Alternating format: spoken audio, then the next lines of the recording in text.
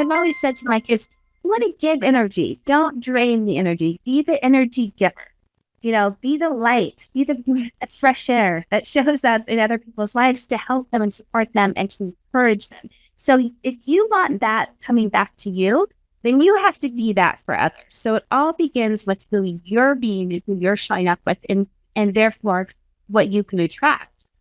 And I will say, I think it's so true, but I do think it is hard sometimes because I remember being younger and knowing that and wanting to attract people who would treat me the same way that I treat them.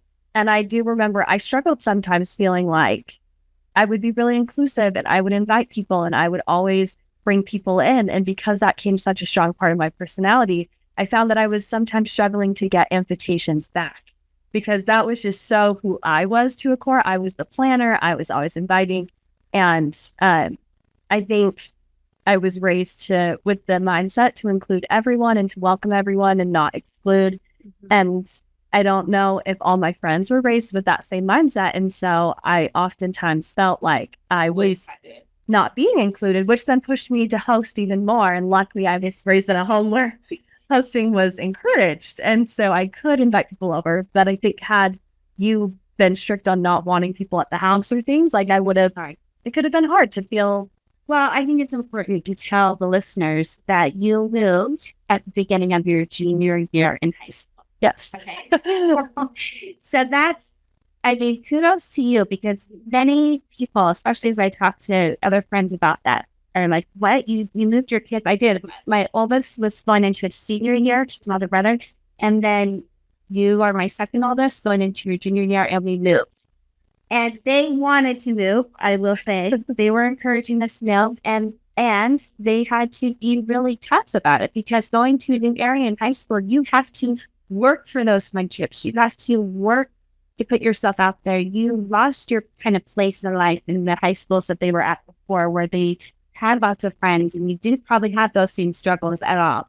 But you had to learn to navigate that. Because you're competing with people who have their life of history with these people. They've built so many strong bonds, and they've really grown up and as if they're family. And I'm coming in the new person who they don't know anything about, and they don't have that deep loyalty to, like they do to their other friends. So you had to work a little.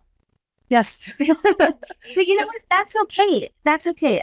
I think that people forget that friendship is hard work, and attracting what you want takes work. We want society. People want it to fall into their lap, and we want things put. We want to go with the trend. We want to get everything we want right now. We want to click a button on Amazon, and it shows up that same day or the next day, right? I mean, that's the culture we're living in.